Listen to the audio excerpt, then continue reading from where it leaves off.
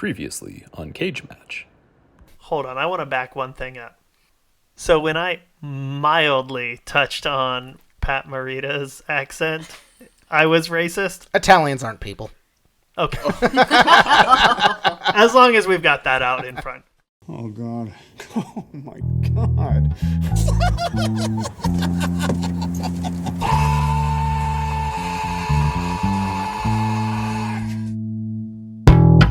Make sure everything is recording properly. Bottom bosoms, bottom bosoms, bottom bosoms. Bottom bosoms. Butt boobs? Uh-huh. Nice. It's two things I enjoy. One of my Together at last. one of my buddies used to always talk at work about front butts and back tits. Welcome back to Cage Match, calling a roundabout way meeting Nicolas Cage. I'm Sean with my co-host. Nick, I'm Nick.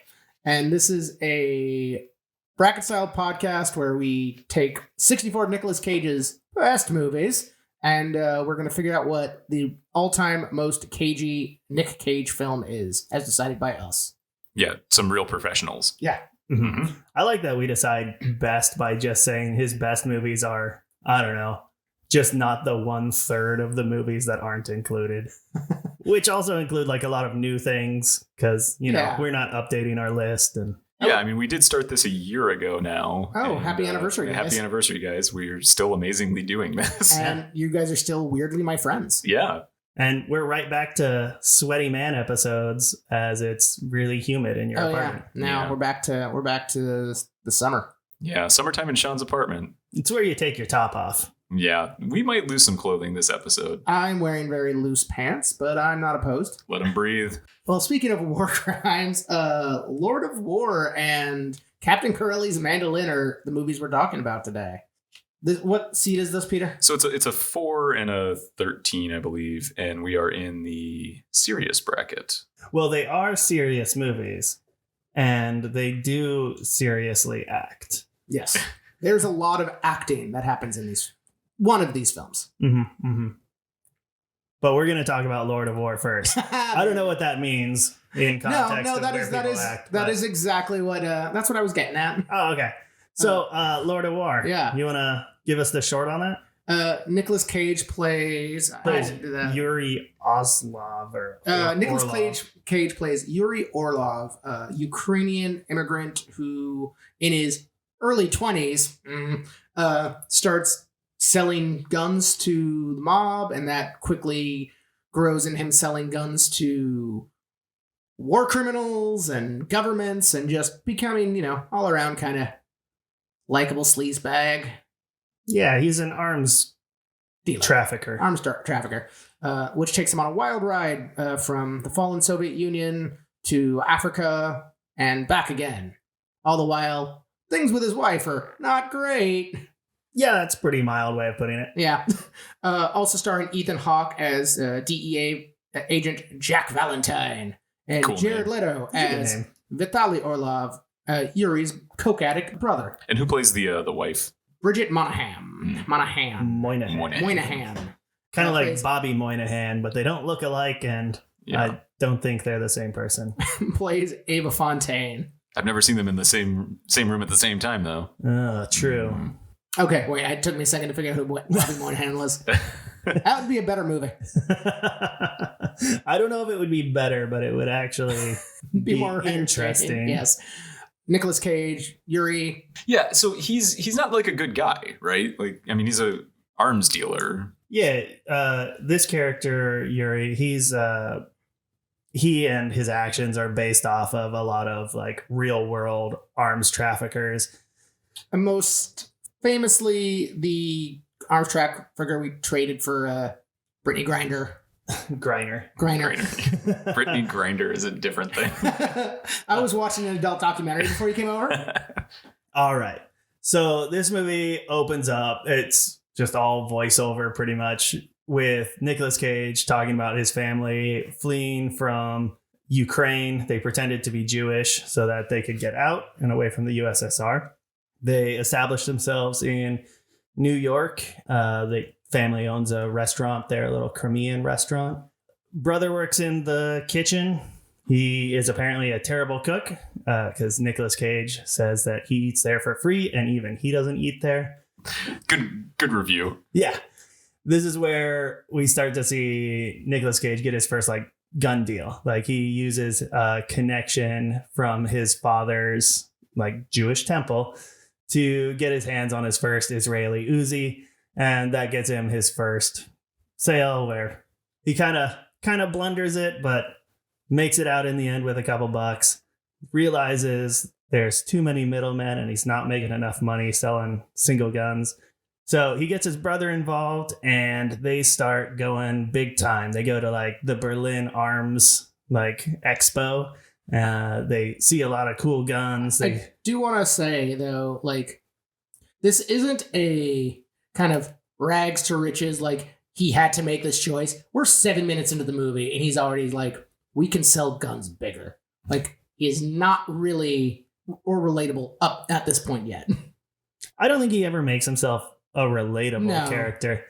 But yeah, they go to this arms dealing expo and conference and they try to make contacts. It doesn't work. They basically get shot down pretty hard by this guy, Simeon, who... Played by Ian Holm. I like him. Yeah.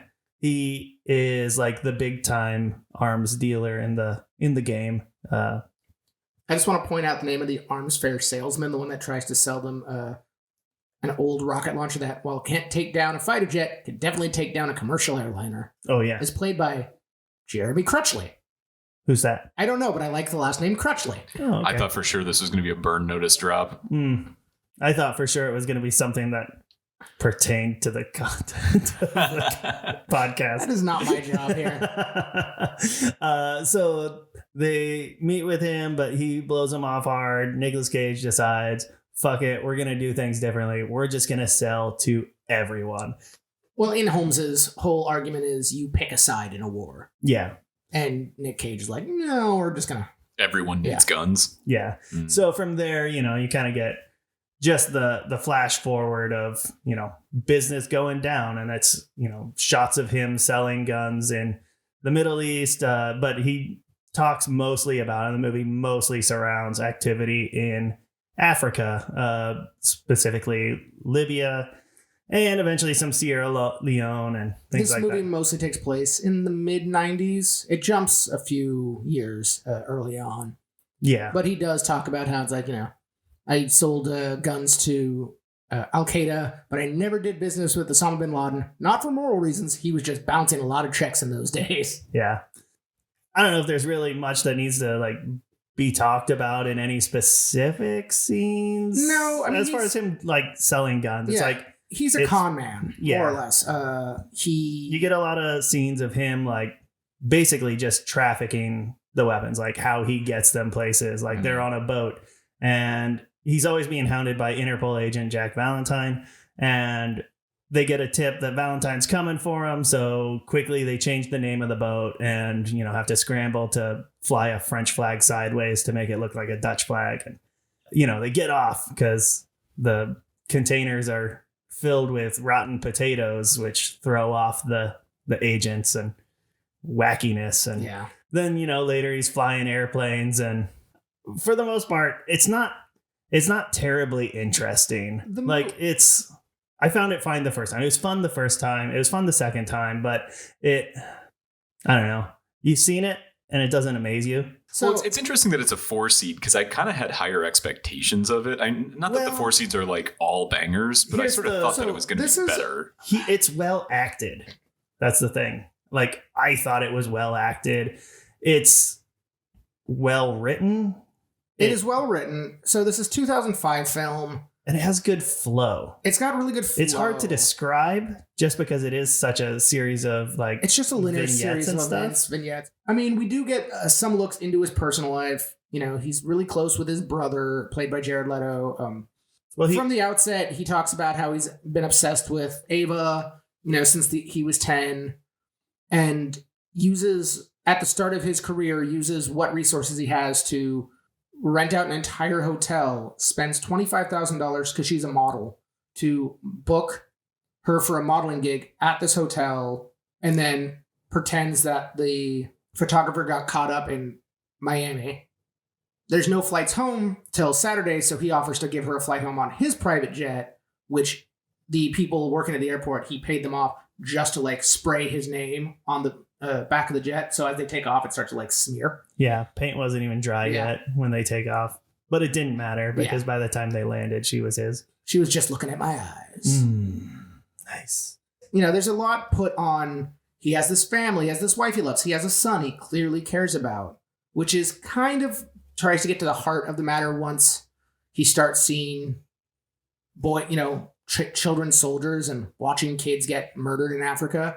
There are a few moments where he like looks at his son and kind of thinks maybe twice. He goes into his sunroom one night to kiss his son goodnight after his son's gone to bed. His son has a little like cowboy repeater toy. And he, throws it out because that's not appropriate.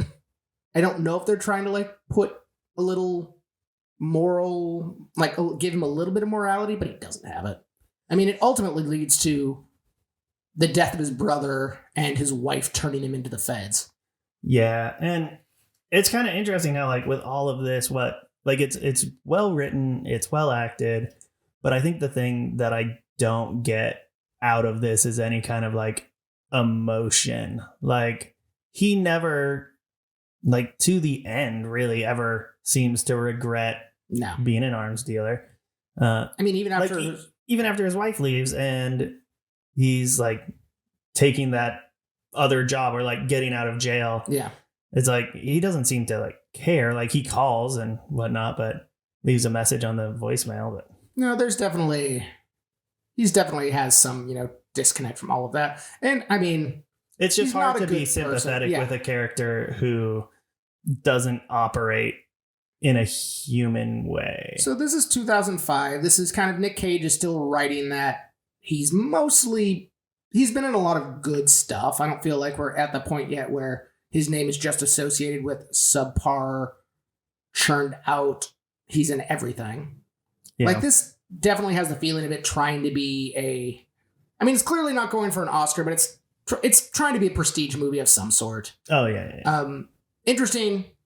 Due to the subject matter, could not get any funding from American producers. So it's all funded from like outside of America. Interesting. They worked with the director says they worked with actual arms dealers, including the tanks from the Soviet base there? Not the Soviet base, but when they go to the arms conference. Oh, okay. Like, those were actual, like, they got those on loan from actual arms dealers that had to be returned by Monday so they could be sold to, they weren't told to. Yeah. They had to contact NATO at one point for the scene where they're, like, lining up all the tanks. They needed to contact NATO and be like, we are filming a movie. We are doing this. You can send someone out to check.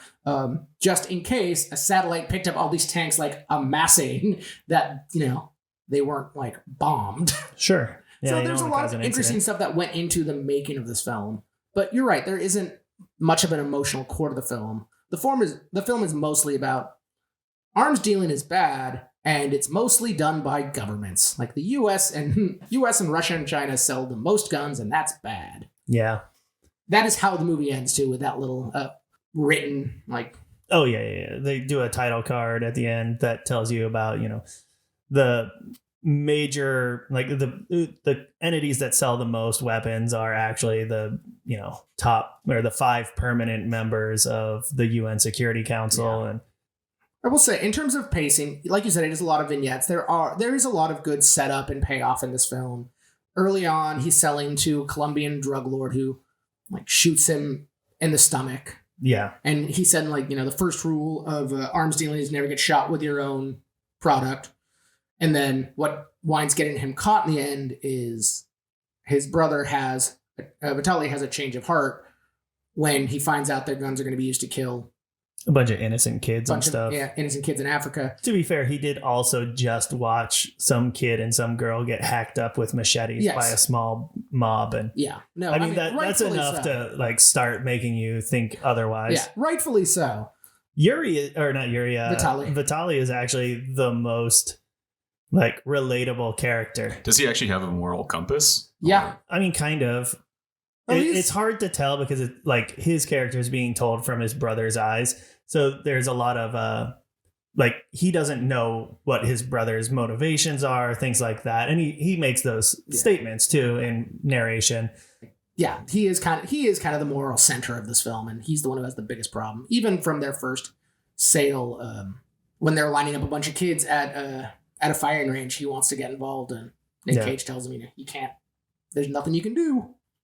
So when Vitaly sees the kid get hacked up, he like tries to talk his brother out of the deal. Yuri's like, "Hey man, there's nothing we can do about this now. Like, those people are either going to get slaughtered with these weapons, slaughtered with other weapons, or if we back out, we'll get killed." So it's like the only way for us out is to sell the guns and leave.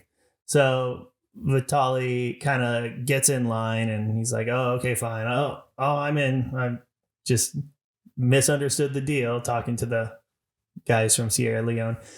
And then he goes back to the truck under the auspice of like checking on something for Yuri, opens up a box with a couple grenades, tosses one grenade into one truck full of arms. And as he's running to blow up the other truck, truck one explodes. Vitaly's running across. He just gets shot down by the guys from Sierra Leone. And then Nick Cage has to finish the deal for half of the blood diamonds that he was going to get paid, because he pretty much gets paid in blood diamonds for African work.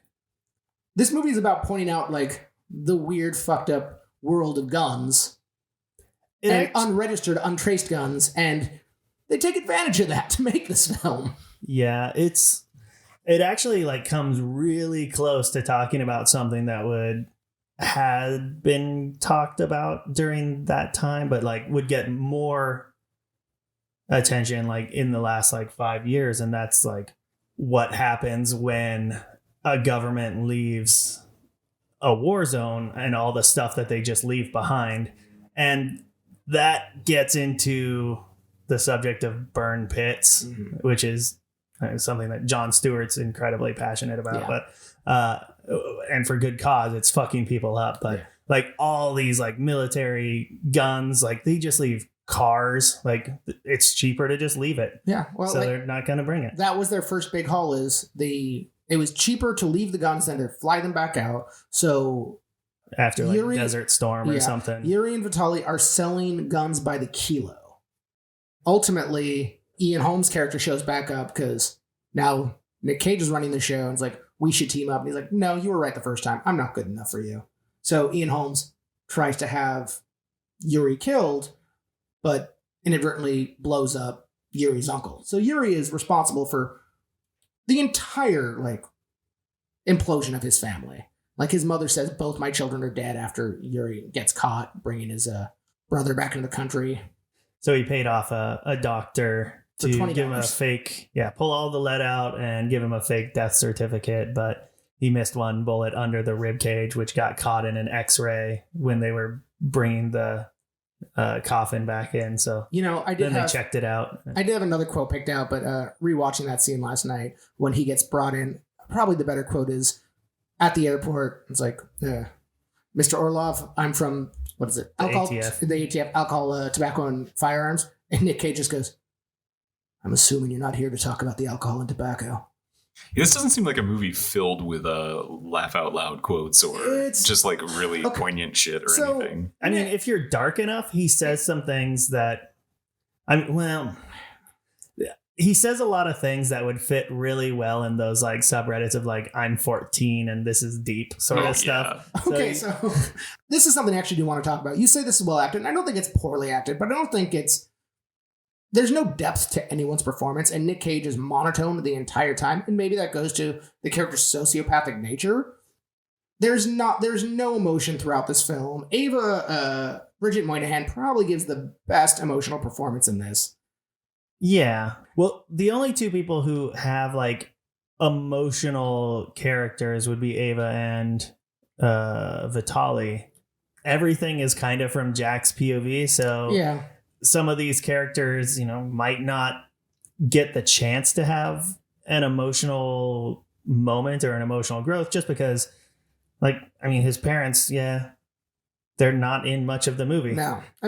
You see the mothers and fathers like distress in the end when they disown him, but they don't have any other like scenes. Vitaly, I think there's like a little bit of mystery in the character and his motivations. I don't think he had a drug problem until he started to see the atrocities that were wrapped up in his brother's trade. Oh, and that's why he like numbing himself. Yeah, he just took these drugs and like ran off because he didn't want to be surrounded by the darkness of his brother's life. And he gets found and gets brought back into it. They take him back to America and put him in rehab, which doesn't help because the next time you see him he shows up at Cage's house.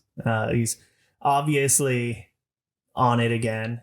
He goes right back to rehab not long after that. Not helped by the fact that every time Nick Cage drops him off at rehab, he gives him a bump just to get him out of the car. Yeah. I did like when he got out of the car the second time, though, and he was just like, "Hey, Charles," just saying it to the orderly. Is that I think that there is just a subtler performance from Jared Leto, who I'm not going to spend too much time praising in life. But in this... You're only mad that you don't have a cult. I'm just mad that he never called me back for that role in Morbius. But I thought we could have been great together. Which role? The love interest, obviously. I don't know enough about Morbius to keep this joke going. I don't either. I'm assuming it's blood. I was going to play the role of blood. Yeah. Peter, you have to Photoshop this. Oh, yeah. Just a small pool of me. A puddle of Nick. A puddle of Nick. And Morbius. Yep. But I think he Him just gave with a straw. a more interesting performance than we give him credit for. In just that everybody here is working on the fringe of the narrator. It's hard to, I'm assuming, put anything more into a performance because it's not written. I don't think that exists for the characters, and the actors just had to kind of find it. Is my guess. That's just me justifying kind of liking the acting. So I looked up the director. He's only done like 12 things. This is the only one I've heard about. So I'm wondering just if it's more... What's his name? Andrew Nicole. Give me one thing that he did that I'll never know about. Oh, no. Actually, he has done something we've heard about. He was a writer on The Truman Show, but he directed... And Gattaca. He directed Gattaca. Okay. So, but I'm just like... Ethan Hawke tie-in. Yeah. Well, maybe that's how we got Ethan Hawke on this. Well, let's do quotes real quick. My actual written quote for this was in a voiceover when he gets to Soviet warehouse of AK-47s in Ukraine. The Soviets had guns coming out of the demon hole. Yeah. Which I would love to see the demon hole. I just want to look at it. I think it's in Ohio. That tracks. Most demon holes I've seen came from Ohio. All right, Nick. Yeah, mine was just again in a voiceover because that's what the movie essentially is. They say evil prevails when good men fail to act. What they ought to say is evil prevails. And that line's right after his brother gets killed, and the guns he just sells that are left wipe out that camp that his brother was trying to save. Yeah. Yeah. Well, because it's kind of a bleak movie. He said, it really is. He said, Vitaly was right. They wiped out that camp, but there were 12 other atrocities in that part of Africa that week. So this one's a weird one for me. In the good Cage, good movie, bad Cage, bad movie, good, bad, bad, good. I think all in all, this is a good movie. I think it's a really weak performance by Nicolas Cage in that he just kind of reads the dialogue, but doesn't give us much of a performance. Yeah. I can see the thought of it being like he's just reading the dialogue. To me, it's more of just like a one-sided conversation. Like maybe this is just him clearing out his conscience, or trying to have you understand that, like, he did bad things, but he did them for like whatever reasons. And like I said earlier, it doesn't feel like he read it to me, or it doesn't feel. Well, I mean, obviously he read them. No, he improv the whole movie. Everything. No, I mean, I understand what you're saying. No, like I don't mean like he read it, but just I didn't find anything really in his performance that made me appreciate his performance. Or like believe him as a character versus just... It just felt like for me, it felt very just like Nick Cage. And not like Nick Cage, but not quite the highs of his more serious roles, and not quite the highs of a strung out character. And there's an argument that, you know, for some more strung out scenes in this, I would have liked more, because I did like the film. Yeah. As far as pushing it further, though, I'd probably argue that would be in bad taste, just because of how much of this is attributed to, or, you know, based on actual events. Yeah. I don't need a joke right before I'm not arguing some for a child joke. gets slaughtered. No, I'm not arguing for joke. I just wanted, more emotional response. there's just more emotional acting from him. I see that. I understand what you're saying. I feel a little different, just that it's okay to be mid, because it is, well, people are more mid. That's also true. That's fair. And in something so like realistically based, I feel like it would take away the gravitas of the grander story. The movie's more about the message than the characters. I will agree to. I will. That is true. So on that note, then, I mean, we did talk about this in a This Week in Cage several months back or whatever, but they are making a sequel potentially to this. So in 2018, Kevin Smith asked Nicolas Cage which of his movies he would like most to make a sequel to, and he said Lord of War. He would like to really see the relationship between his character and his son 20 years later. And the writer heard that, was like, that sounds awesome, and started writing it, and Bill Skarsgård is attached to play the son. Do you guys think that this is a necessary movie potentially, or going back to what we just talked to, where I personally am a little more interested in the emotional like stakes of these characters than the message. I wouldn't mind seeing a more character focused version of this guy. What if it's just Bill Skarsgård with like a fat fucking cigar shooting AKs all of the entire movie? That'd be rad. I definitely want to see that. I do want to see that, actually. You know, I rewatched this last night and enjoyed it just as much. My critiques aside, I thought the thing as a whole is a quite compelling film.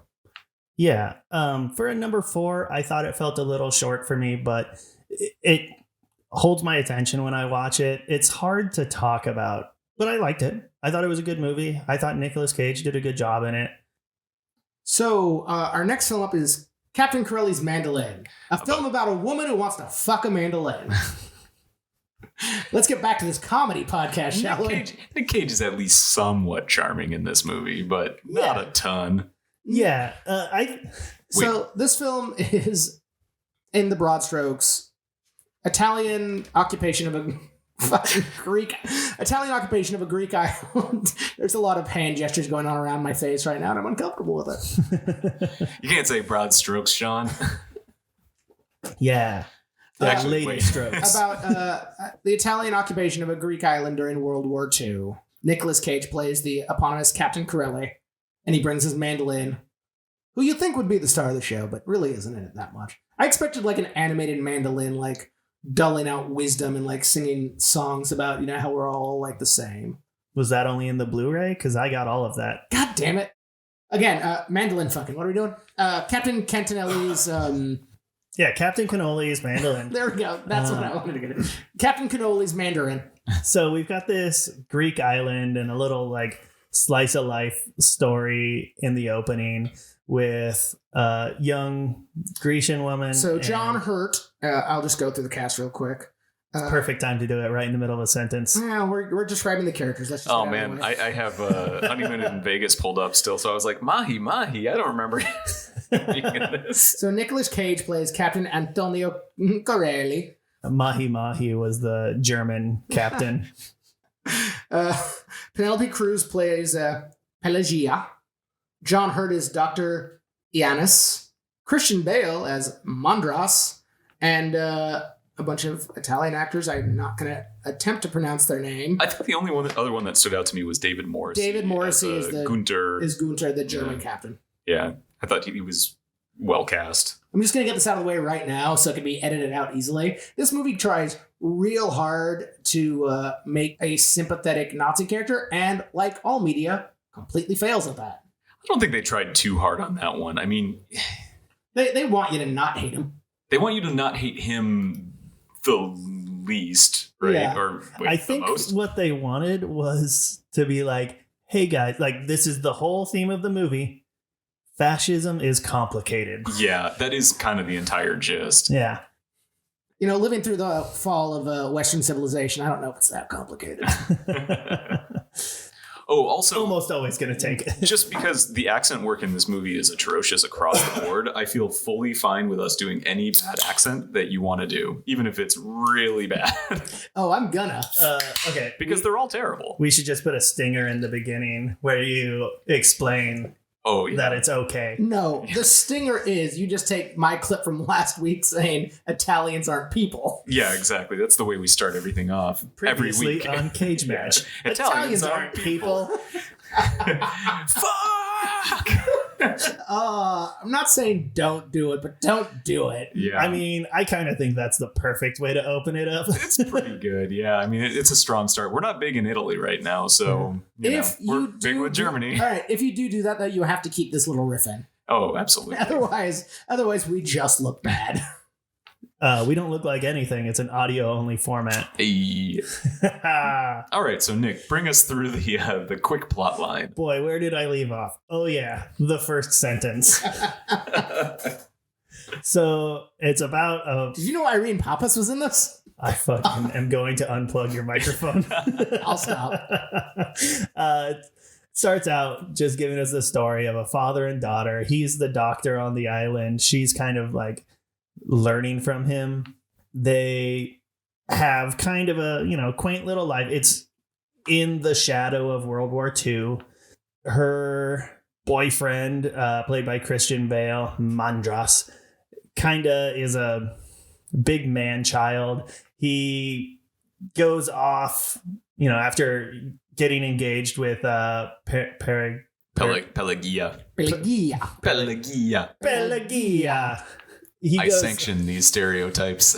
He goes off and fights off he beats off the Italians on the mainland or on another island. Like 8,000 Greek boys beat off 14,000 Italian men. I think that's how it went.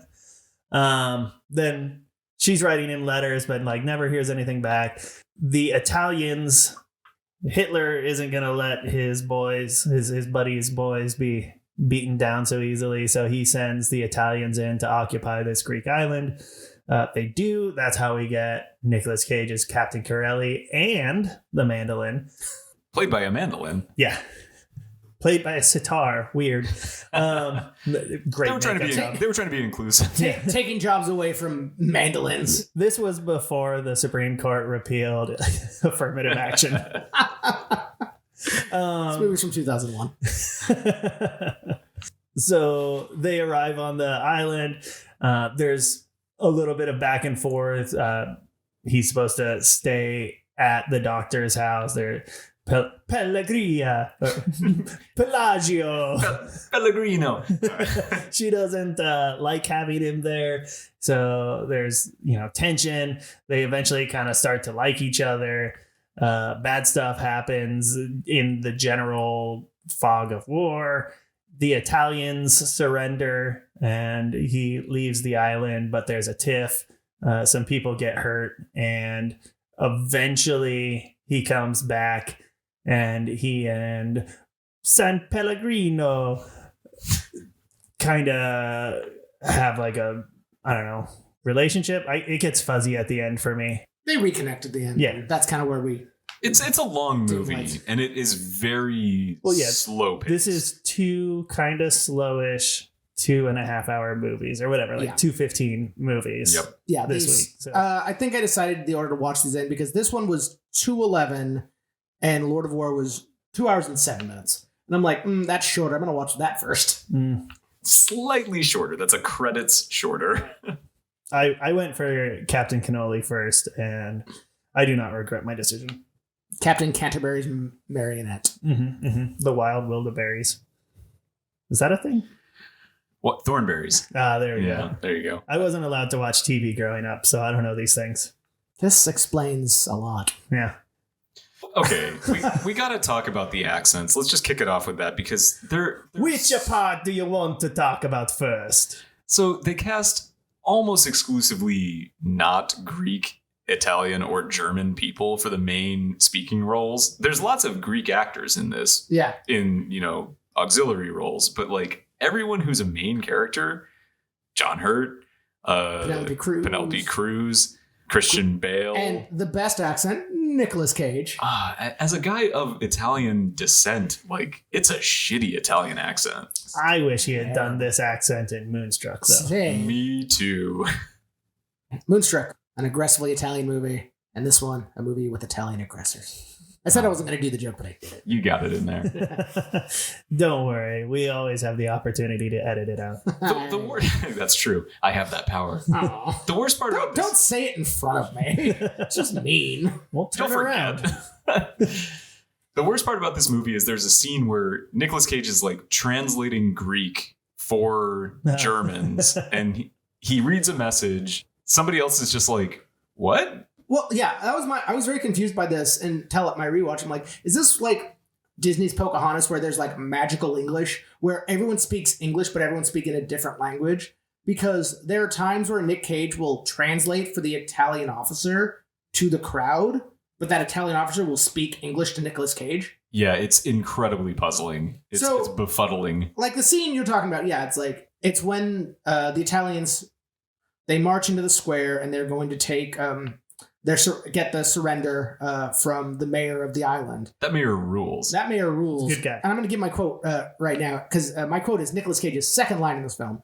But the Italian general goes up to the door, the mayor comes out, hands him a note, which is in Greek, that he can't read. So Captain Corelli has to go and translate it for the Italian soldiers.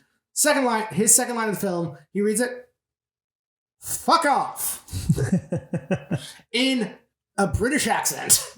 Yeah, I think he just couldn't say the line. Like Fuck off. It didn't exist in his mouth properly. He couldn't get it out right without it sounding. What if he had done it in an operatic way? Fuck off. Pretty good, but it wasn't written that way. He would have to leave 45 and a half bars for the orchestra before he said fuck off. So when you were talking about his second line, Peter and I were busy just making motions and talking to each other about his first line, which is just so good as he and all the Italians are entering the city and they see Peppercini over to the right, and he just says, "Bella Luna," like 3 o'clock. Then like orders all of his men to like salute her until like he walks by and just gives her a little left face. Which, I mean, there's one guy in that march who's like has his eyes crossed and goes, I think it's so funny because like obviously I've been involved in industries that are not always, we don't like openly catcall anybody, but if we see somebody who's attractive, sometimes you make sure other people know that you see an attractive person. I don't know if this is just like the eye test that you go to the optometrist for or what, like just to prove that you can see things or that you're a straight white male. But you don't get to woo at that, Sean. Those are our things. As a melanin American, I'm sorry. But like as a stagehand, we used to use terms like trust moving and things like that. Things that you would say that people are supposed to like take note of because it's a health and safety reason. They just call that out, and everybody would kind of take a look at wherever you are and scope out the hotties. So I enjoyed Bella Luna. So he's got this fucking mandolin, right? Like, obviously, that's a big piece of his character, but he just has it in like a rope sling around his shoulder, like it would be a gun. It's in a rucksack on his back. So weird to me. Like one step closer to being just a bindle. And so I've got to say, one step away. I appreciate the fact that Nick Cage actually learned to play mandolin for this. Not surprised, of course he did, but like he's not very good at it. Yeah. To be fair, no one on that island has probably ever heard a mandolin. I'm sure Greek people have heard mandolins. Greece and Italy aren't that far away from each other, and European history kind of intermingles for about 1,000 years at this point. There were a lot of Greek boys and Roman boys all over each other, so you know. if this movie had a little more of that, there'd probably be less death in the back half. It's true. Oh, there'd be something in the back half. Speaking of wild tonal inconsistencies, the wild tonal inconsistency of this film. Yeah, describe it to me. I want to know. So this movie starts off as kind of a weird, it's a wartime love movie, kind of comedy. Christian Bale is introduced to us by having a cannon of rocks for children shot into his ass. There's a lot of just not intentionally. He didn't ask for it. But there's a lot of there's a bit of slapstick in the beginning. It starts with John Hurt pulling a pea out of someone's ear, who's been deaf out of his left side his entire life. I like that guy. I like that guy a lot too. Yeah. I want to say I liked when they were at the festival or something, and somebody was saying something to him from his left side, and they were just yelling, and he looks at them and very calmly says, "You don't have to yell. I'm not deaf." So, director of this also directed Shakespeare in Love, which is kind of what I went into this thinking. And there's a lot of humor in the first scene. There's the occupation, which again starts with the words "fuck off," and it's wacky. Captain Corelli shows up. He's charming, and it's silly. And then once the Italians bring prostitutes with them, I'm using the word that Pepperoni used. Oh, okay. It's a gimme. Those damn prostitutes, then.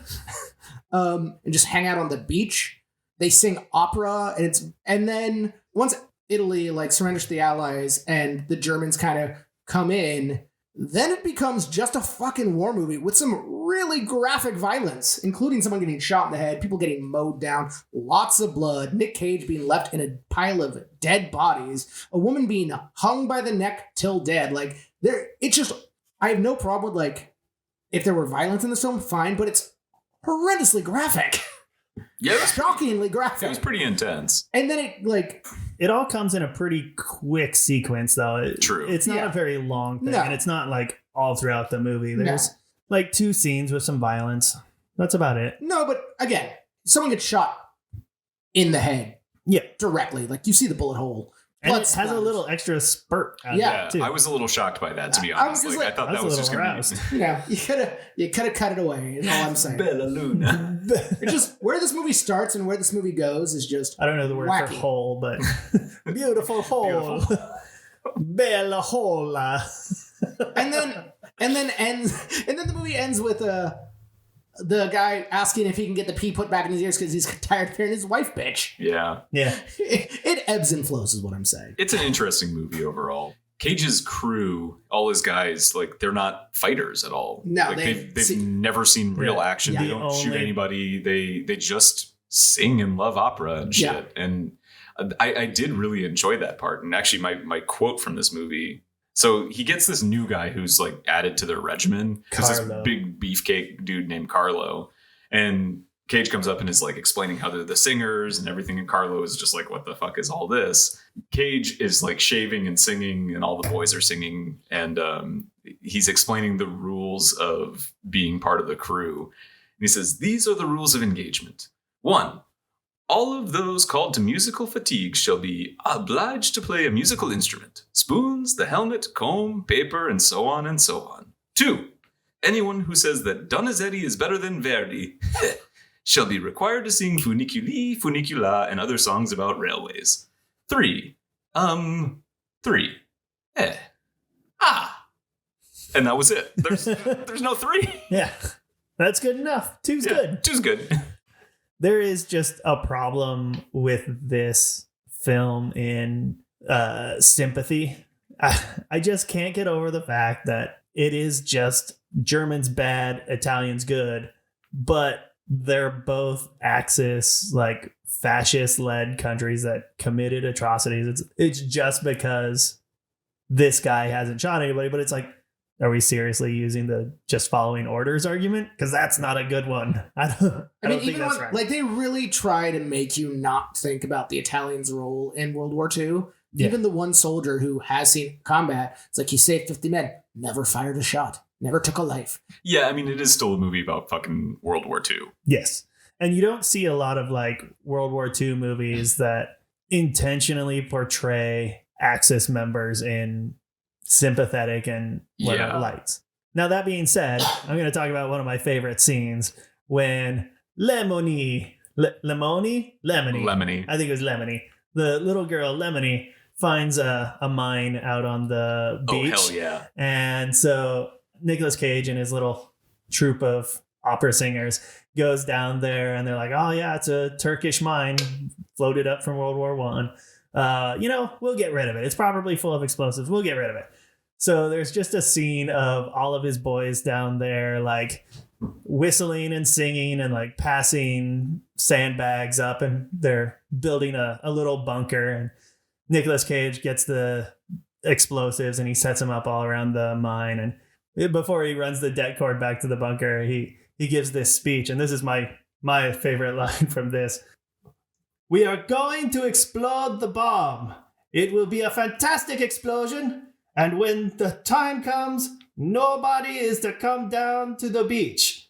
And it cuts to a POV from the ridgeline where everybody is watching, and it's just indistinct audio as nobody can hear what he's saying. And you can kind of hear him like muffled down there. And then he starts rolling this det cord back, and then it ends like 20 yards away from the bunker. And he just sits there and looks at it, looks at the det cord, looks at the bunker, and then it goes right back to a scene of all the Italians passing sandbags down the beach as they move the bunker closer. That's what I'm talking about, the like total inconsistency of this film. Yeah, absolutely. It's got little kind of corny fun things inside of a wartime drama.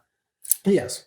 I appreciated the comedy in it. Oh, I do too. It is like watching two different movies, even if one of them is just a short film. I do like the juxtaposition of when the Italians come marching into the city, like their occupation forces, as opposed to when the Nazis do, when the Germans do.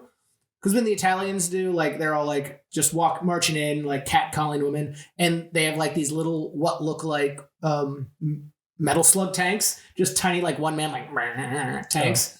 Different game for them, for sure. 100%. I'm like, Yeah, well, the Germans brought like an extra element to land war yeah. that I don't think the Italians ever had. What did you guys think about the romance between him and Like most Penelope Nicolas Cruz? Cage, like most Nicolas Cage romance films, there comes a scene where the lead female actor is told to just fucking get on with it. Yeah, like it's not kissing, she is kissed. Yeah. Well, yeah, and there's a lot of them sniping at each other. She's engaged to Batman. He's got those deft mandolin fingers. Yeah. So. Yeah. Well, he's got like a depth of character and that her dummy boyfriend, her dummy fiance don't. Yeah, a growth. He's a fucking mature adult. Mm-hmm. Like, he has fun, but it's not like Mandress, who distracted her while his friend tied her dress to a chair. He was kind of a dick. Yeah, and then let her stand up and then just laughs at her because she has a chair attached to her. The deepest thing he's ever probably said to another human being. Yeah. Like confessing her love for her in front of the entire island. And it's like, haha, I made you look dumb. Just as a distraction. Yeah. I mean, he was just a big man child. He writes her a song and plays it for everybody one night, and she's embarrassed and runs away because he says it's her song. That song sucks. Yeah. And the next time they see each other, he's just like, I love you. I don't care who knows it. And then they fuck. Yeah, they do. And her dad knows right away. Yeah. Her dad's just straight up like, next time you see him, tell him I have his mandolin.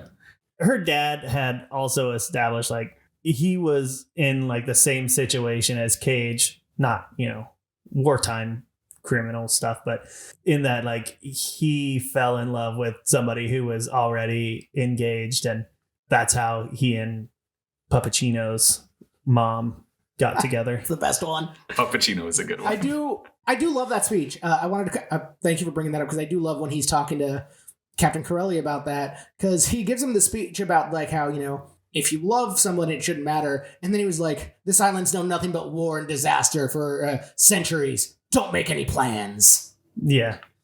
So the Italians have to like surrender their arms to the Germans before they can go home. And yeah, so the Germans show up and make them do it at gunpoint. The situation is the Italians have surrendered. Like, Mussolini gave in. Yeah, Mussolini surrendered to the British and the Americans. So they're all going home because they're out of the war. But Germany's just like, hey, you can't go with your guns. Like, we're not going to let you take these guns back to Italy, and we're not going to let some smooth talking arms trafficker come in afterwards and sell your weapons to the Greeks. We found the connective tissue. Yeah. Yeah, We got right. The threat of arms trafficking. Great job. Yeah, I do. Who would have thought that a movie about war and one called Lord of War would be tied in by war? So they say, like, you have until this day, like on this day, you have to surrender your weapons as you leave. And they come around and try to take the weapons. They're like at gunpoint, like Germans hiding on the ridge, like Yeah, fuck the like Germans. the Germans just show up, and Gunther is just like, no, it's fine. It's orders came from on high. And then even like it's like, Antonio, when this is over, we can still be friends, after the war. And Captain Corelli's like, fuck you. Yeah. He's the first to lay down his arms. His soldiers do it, and one Italian soldier licks a cigarette butt at one of the German soldiers. That German like gives him a push. He's like, don't fucking touch me. And then the Germans just mow down 3 Italians. And that's how we get to the inciting incident where the remaining Italian army decides to like hold the island and fight join against with the Germans. Greeks Yeah. and fuck the Germans up. And they don't. No. And afterwards, the remaining Italians get captured. They're driven away as prisoners of war. And then some boxes just pop That scene open is fucked and get up. mowed the fuck down by like German artillery. Also, okay, I don't know how the human body works with like taking a bunch of bullets in it, but the big dude Carlo saves Nick Cage by giving him like a big bear hug and just absorbing all the bullets. But they were shooting like heavy machine guns into him. He did. Cage did have bullet wounds. He had some bullet wounds. Oh, He had that's a bunch of true. broken. He did Some have went through. Yeah. But like Even still, it seems like a lot more Probably would have. slowed them down a lot more Yeah. so that they don't have quite the concussive Ugh. force. So we have these very kind of serious, rough scenes. Nick Cage survives, found by Mondras and returned. And then Mondras does something good. Mondras helps Cage get off the island and back to Italy. And when asked why he did Mondras, the hand of fate. Mandras. Wait, no. That's Manos, the hand of fate. I have no more funny names for Penelope Cruz. Penelope Cruz. Pickleball. Pirellini. When she asks like Mondras like why he let him live, it's like, I wanted you to love me again, and he like reads her final letter to him, which is just like, I never loved you. Portabella. I'll accept Yeah, it. we'll allow that one. The next scene is war's over. We're all fine again. All right, movie's over. And then John Hurt is writing a letter to Nicolas Cage because they get a record from Italy with no note inside of it. But it's Pellegrino's song. Fuck, I'm doing it now. And John Hurt's writing this letter about how it's like, we can only, if we can help, if we can cure someone, we have to. And they've mentioned that, Greece is known for earthquakes. Earthquakes happen. The island is leveled in an earthquake. And then we cut to everything's fine again. I'm assuming the earthquake was in the book. I'm assuming maybe that was longer. The It wasn't- earthquake. Does in the book. nothing for this movie. It was in the book because John Hurt dies. Yeah. It was in the book, but it's also chronologically out of order. Yeah, Like, exactly. it happens in the real world in like 52 or something. 52 or 53, yeah. And they made it in 47. So I fuck love this the movie. idea. So when the earthquake Historical happens, inaccuracies. I'm an earthquake purist, please. This is a history pod. when the earthquake happens in the movie, We're all about moving or shaking it's John Hamm's voiceover and interrupting Sean. of a letter he's writing to Captain justice. Corelli about like how, I don't know who sent the record. I don't know if it was you. I don't know if this will get to you. But it's like him voicing over writing a letter. Ugh, more voiceovers. And then it's him at a writing desk writing something. Then the earthquake happens. Captain Corelli shows up there and he's like, I got your father's letter. That could have just been a voiceover. He could have just been writing at a desk. But I'm like, did he save the letter? If he didn't save the letter, did he write a new letter and forget to mention the earthquake? Why didn't he just add at the end of this letter, oh, P.S. Oh shit, there it's was an earthquake. I am actively in an earthquake. When you come to find my daughter in sometime next year, the house is no longer there. There was an earthquake. Yeah, the handwriting is just the Richter scale. It got real illegible in the middle, but you brought it back. And then there's another festival as the movie starts, and Lemon's Old Lemony Lemony Snicket's Snicket. there. But then by this point in the movie, it's 2 hours later. I forgot about the pee guy. Oh, yeah. And it's just this like little gag of like, can you put the pee back in my ear? I'm sick of hearing my wife bitch. I'm like, this movie. Yeah. I know this is not a good film. I enjoy a lot of it. I really enjoyed a lot of it too. It's a peaceful film. It's filmed beautifully. Mhm. I mean, like peaceful up until the war island shit, is but beautiful. absolutely. And I would love to see it someday. I won't. Fuck yeah. Because I'm a realist and I'm never going to go to that specific island. But it's pretty in the movie. So for me, in terms of both these films, these ones both came down to which one do I want to like more? And I will say, Captain Corelli's Mandolin was so much of an earnest attempt at making a movie. I did like that the director's name is John Madden. That's what I call war. Yeah, we got there. Yeah. I see the heart and love of all the performers, despite how bad they all are. Yeah, that's the thing. Is like the acting in this, for me, fell short of Lord of War. As the two movies go, like the story, it doesn't necessarily make me sympathetic or anything to the Italian wartime effort, or Italian people. But We've established they aren't. I feel like really it's a more engaging story. Yeah. And it's an easier one to sit back and think about, and not even like a complicated emotion sense. It's like I can see how the story worked. Yeah. I mean, ultimately, this is a love story about two people during wartime. The real world implications of World War II. Air quotes on people. The real world implications and knowledge of World War II, Of Italianism. Italian fascism and stuff. Yeah, it does. It does make it kind of a hard sell to want to root for them. You watch the movie in a bubble. You have to watch this movie in a bubble. Despite the bad acting, I felt like everyone tried to bring something to this film. Yeah. So it begs the question, what do you guys want to go on? And like I said, this one's a tough one because this is which one do I want to like more? I think I want to like Lord of War more, but I think I actually like Captain Corelli's Mandolin more. Yeah, I think I'm gonna push Captain Corelli's. Lord of War was good. Mm-hmm. I just have a complicated, time trying to talk about it. It doesn't upset me. It's just that's a film that has a lot of things to say. it's got merit to it. Yes. Just because it doesn't move on doesn't mean it doesn't deserve to exist. And there's a lot of reasons why you should watch it. And that's true with all of these films except Primal. Oh, shots fired. Hard disagree, but it's a great white jag. White jag. White Jag. I'm gonna watch that tonight. Criminals. Yeah, so Crime Jacket. I think we're good. We're good with I think Captain Corelli. It's charming. It's silly. It's a lot of things, but I feel like there was a lot more of the creative interest in this film than the other one. I feel. Yeah. Plus, you get to hear him sing opera. Well, Not bad. it's also just, it is fun to hear the really bad accents. Mhm. And Yeah. it is kind of fun to see the stupid little shticks that they inserted into this movie. A serious movie doesn't have to just leave me feeling drained. This movie does a good job of giving a serious look at a serious subject, and I don't know, it doesn't drag. Captain Corelli, you made it. Yeah. You finally made it. You're going up against 8mm and The Bad Lieutenant, port of call, New Orleans. Yeah, whichever Weirdly, one of those moves forward. The mandolin doesn't make it through the movie. Spoiler. I love the mandolin. Yeah.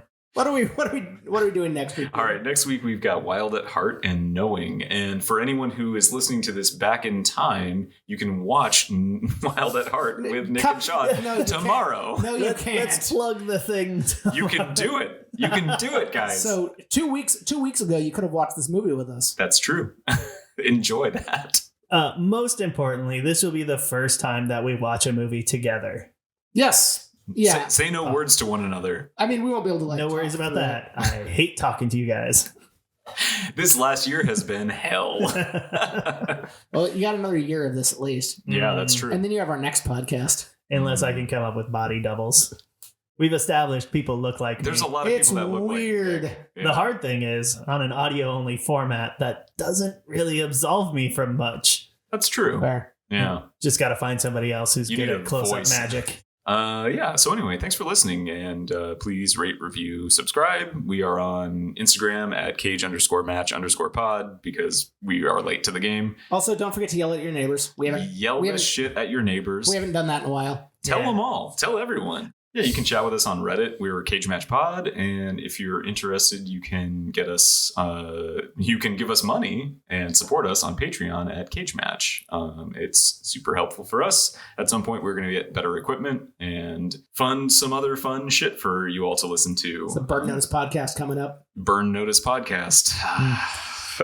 Well, drop down in the comments and let us know who has the best Italian accent. And Oh, do we just want to give a quick read so they have something to sure. Wait, hang on. Let me give a shout out to the patrons first. and do it in then- Italian? You do that. I'll find a sample. A special sentence. thanks to our Sparkle Buddies, Josh, Sean, Juicy, Rico, Matt, and Adam. Special thanks to our cage dancers, Ira, John, and Freeman. Cage dancers. Cage dancers.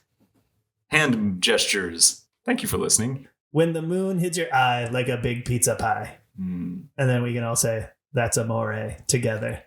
So everybody says, when the moon hits your eye like a big pizza pie. Yeah, and then And then all together we'll say, that's amore. so yeah. why don't you go first? Yeah, all right. When the moon hits your eye like a big pizza pie. When the moon hits your eye like a big pizza pie.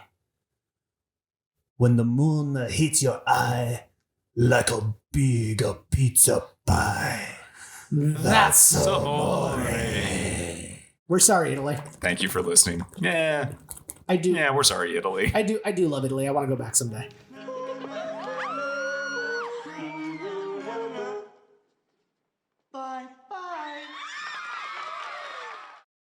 No one lick a fucking pop filter. Stop it. Okay, yeah. So what were you gonna What's say? it taste like, Nick? Yeah. Your mouth General foam. or my mouth? Yeah, I don't know who had this one Yeah. last. Let me try again. Oh, it was Sean. That is a Sean. Yeah, I know that one. I'm caught in a crack. That's why I'm doing something weird here. Yeah, right. Hang on, I'm still caught. I'm free.